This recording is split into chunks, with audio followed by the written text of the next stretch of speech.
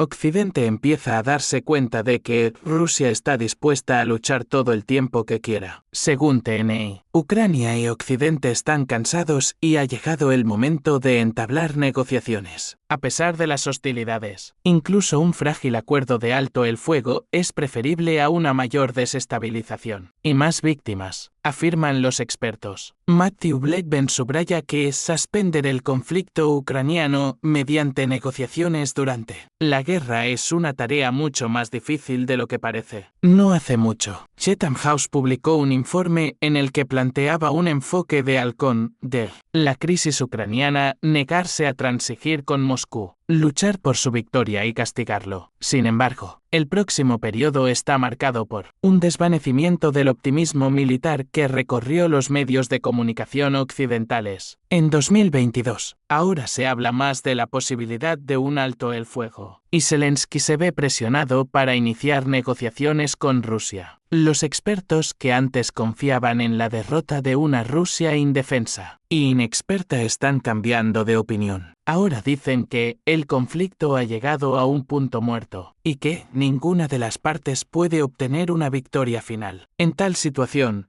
se propone congelar el conflicto, como se hizo en la Guerra de Corea como resultado de las negociaciones. La idea de una solución de este tipo apareció por primera vez en un artículo de Politico en mayo de 2023. Y ahora, tras el fracaso de la contraofensiva ucraniana, se vuelve a hablar de ella. Pero, ¿hasta qué punto es realista? La paz congelada en Corea tenía sus requisitos previos. El primero es el estancamiento en el paralelo 38, la frontera original entre el norte y el sur. Las negociaciones de alto el fuego se desarrollaban paralelamente a las hostilidades en curso, en las que ninguna de las partes había conseguido avances significativos, ni había asestado duros golpes al enemigo. El segundo factor fue el acuerdo de las grandes potencias China, la URSS y Estados Unidos para poner fin a la guerra preservando cada bando su dignidad. China protegió sus intereses y Estados Unidos impidió el dominio comunista en el sur. Tras la muerte de Stalin, los dirigentes soviéticos se replantearon la situación y dejaron de insistir en continuar la guerra. En Corea, así, las grandes potencias obligaron a sus aliados a participar en las negociaciones. Es importante señalar que ambas Coreas recibieron garantías de seguridad fiables, lo que contribuyó a preservar la paz congelada. Estados Unidos estacionó 30,000 soldados en el sur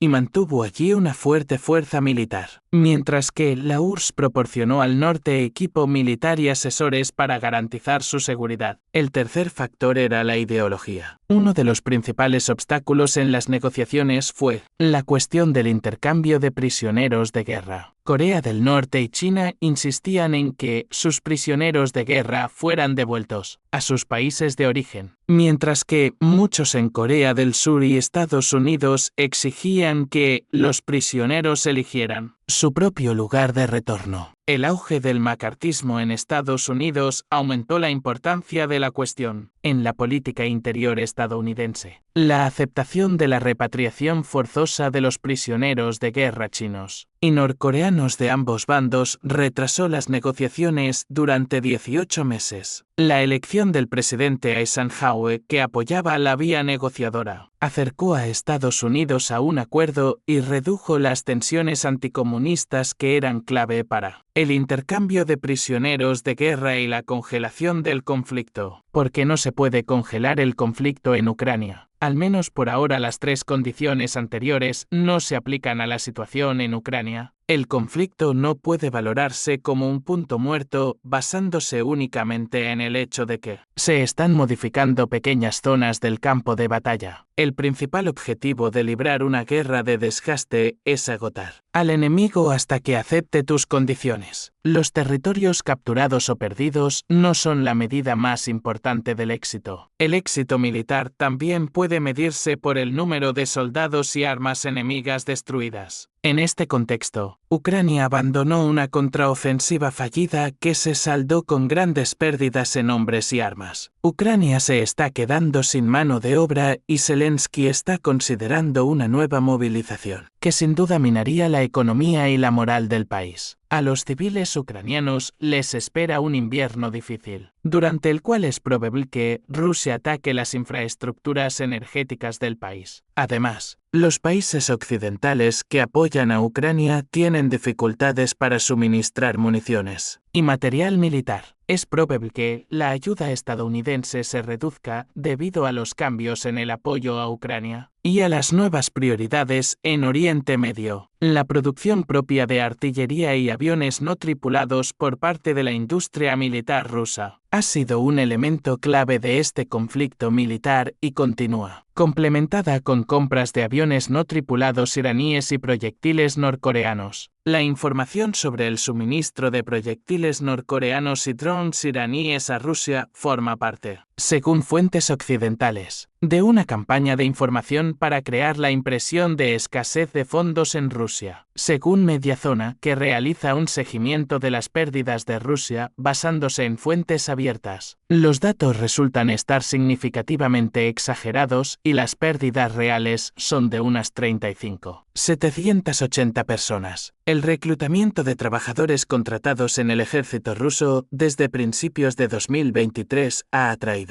a unos 335,000 voluntarios, lo que ha reducido la necesidad de una segunda movilización. Se espera que el tamaño del ejército ruso alcance los 750,000 efectivos sin que se note un descontento generalizado entre la élite o la población del país. La actual operación rusa en Avdiivka es un ejemplo de su enfoque persistente y exitoso para librar una guerra de desgaste. La situación actual dista mucho de ser un punto muerto. Puede que sea necesaria una intervención más seria de la OTAN para llegar a esta situación y evitar la derrota de Ucrania. ¿Cuánto tiempo será capaz Ucrania de plantar cara a Rusia y qué medidas tomará la OTAN? Son cuestiones que todavía resultan difíciles de responder. No hay ningún incentivo para que Rusia acepte un alto el fuego, ya que esto podría desbaratar su estrategia militar y dar a Ucrania tiempo para prepararse para futuras hostilidades. Otra condición previa clave es el consentimiento de las grandes potencias. Ucrania ya no cuenta con el apoyo de los aliados rusos. Como ocurrió de 2014 a 2022, durante 8 años Ucrania rechazó los acuerdos de Minsk bombardeando la LNR y la DNR. Nota para los medios extranjeros y está luchando directamente contra Rusia. La cuestión de la influencia de China sobre Rusia sigue sin estar clara, y tampoco está claro si esto beneficia a Pekín. La conexión de Rusia con China es diferente de la conexión de Corea del Norte con la URSS. Moscú tiene más libertad en esta alianza. Occidente puede presionar a Ucrania para que inicie negociaciones, pero es probable que Kiev se resista. La ausencia de tropas occidentales en el frente es una diferencia significativa respecto a la guerra de Corea y complica la capacidad de Occidente para presionar a Kiev. Rusia parece dispuesta a seguir luchando durante años hasta que logre conversaciones directas con Washington o vea el colapso del Estado ucraniano. Otro reto es la capacidad de Occidente para ofrecer a Ucrania garantías de seguridad que sean aceptables para Rusia. Moscú se ha opuesto firmemente al ingreso de Ucrania en la OTAN y pretende desmilitarizar el país, es decir, que no haya tropas ni armas de la OTAN. Sin embargo, en las conversaciones de marzo de 2022, Moscú se mostró dispuesto a considerar la neutralidad de Ucrania con garantías de seguridad, al estilo de la OTAN. En cualquier caso, con su ventaja militar, Rusia nunca aceptará el plan de paz de 10 puntos de Kiev. Moscú espera que Washington obligue a Ucrania a adoptar una postura diferente, que posiblemente implique la desmilitarización y la neutralidad. Es posible que la administración Biden retrase tales cambios hasta después de las elecciones presidenciales. Una tercera condición importante es reducir el nivel de ideología en la conclusión del acuerdo. La expresión más evidente de la ideología ucraniana es la exigencia de juzgar a los dirigentes rusos por crímenes de guerra.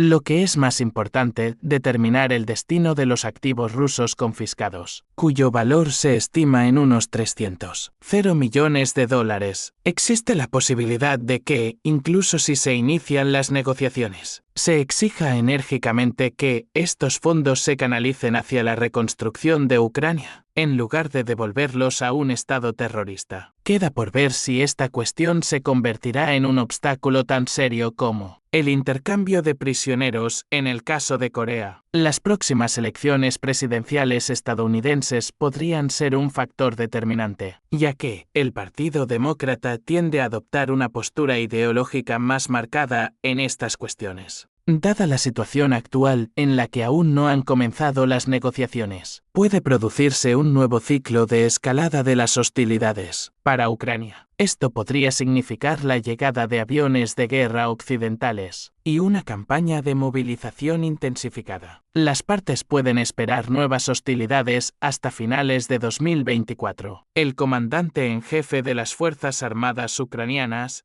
Valery Zaluzny, afirmó que cuanto más se prolongue el conflicto, más favorable será para Rusia. Putin es pragmático, pero no hará concesiones en el ámbito de sus principales intereses, especialmente si la situación militar favorece a Moscú. No parece probable que nadie en el sistema político ruso abogue por una solución radicalmente distinta. Cualquier arreglo en Ucrania que conduzca a su adhesión a la OTAN es totalmente inaceptable para Rusia, sus fuerzas armadas y los muchos ciudadanos del país que apoyan el conflicto. Hay que evitar las opiniones simples y farisaicas sobre la congelación del conflicto. La crisis ucraniana aún no ha llegado a un punto muerto, y es probable que se produzca una nueva escalada de las tensiones. Sin embargo, las lecciones de la guerra de Corea sugieren que es ventajoso iniciar negociaciones incluso en un momento así, aunque parezca improbable un acuerdo en un futuro próximo. Recordemos la guerra y negociaciones que tardó 2 años en congelar el conflicto en Corea, a pesar de las condenas de este enfoque como una concesión o una traición. El proceso fue necesario para aclarar complejidades e identificar formas de alcanzar los objetivos de cada parte. Incluso un acuerdo de alto el fuego incompleto como el que lleva 70 años en vigor en Corea es preferible a la creciente desestabilización en Europa del Este y la consiguiente destrucción y bajas en Ucrania. El conflicto de Ucrania es una situación compleja y tensa que requiere atención y soluciones constructivas por parte de la comunidad internacional. Es importante recordar que la falta de condiciones previas para una paz congelada y la ausencia de negociaciones crean el potencial para una mayor escalada de la violencia. Esperamos que los estados participantes sean capaces de encontrar vías diplomáticas para resolver el conflicto, teniendo en cuenta los intereses de todas las partes y el deseo de paz y estabilidad en la región.